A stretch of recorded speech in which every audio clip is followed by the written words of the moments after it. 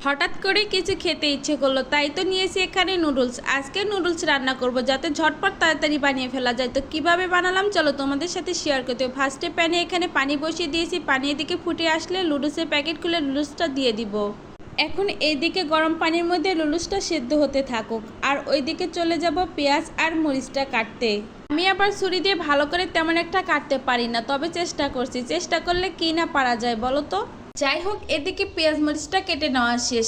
এখন দেখো নুডলসটা প্রায় সেদ্ধ হয়ে গেছে। এখন এটাকে নামিয়ে একটা ছাঁকনির মধ্যে ঠান্ডা পানি দিয়ে ধুয়ে নিব। আর নুডলসটা যাতে ঝরঝরে হয় তার জন্য অল্প সেদ্ধ করাই ভালো। যাই হোক, এদিকে প্যানটা চুলার উপর বসিয়ে দিয়ে দিলাম সয়াবিন তেল। তেলটা যখন গরম হয়ে আসবে তখন এর ভিতর দিয়ে দিলাম একটা ডিম ভেঙে। তোমাদের তো বলতে ভুলে গেছি, আজকে বানাবো এগ নুডলস, আর অন্য কিছু দেবো না। তার জন্য এখানে ডিমটাই প্রথমে ভেজে নিচ্ছি।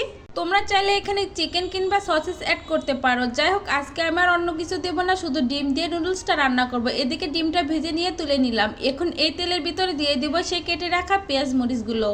এখন এই তেলের মধ্যে পেঁয়াজ মরিচটা সুন্দর করে ভেজে নেব। তার জন্য নাড়াচাড়া করে পেঁয়াজ মরিচটা ভেজে নিচ্ছি। এদিকে কিছুক্ষণ নাড়তে নাড়তে দেখো পেঁয়াজ মরিচটা ভাজা হয়ে গেছে। এখন এর ভিতর দিয়ে দেব সেই সেদ্ধ করা নুডলসগুলো। এখনকার নুডলসের কোয়ান্টিটি অনেক কম থাকে। দেখো দুইটা প্যাকেট দিয়েছি কতটা পরিমাণ হয়েছে, তবে আগে কিন্তু অনেক বেশি থাকতো, একটা দিলে পেট ভরে যেত।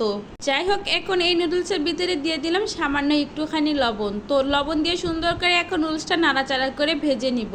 নুডলসগুলো একটু ভাজা হলে এখন সেই ভেজে রাখা সেই ডিমগুলো দিয়ে দিব। এখন ডিমগুলোর সাথে নুডলসগুলো মিশিয়ে সুন্দর করে নাড়াচাড়া করে ভেজে নিতে হবে।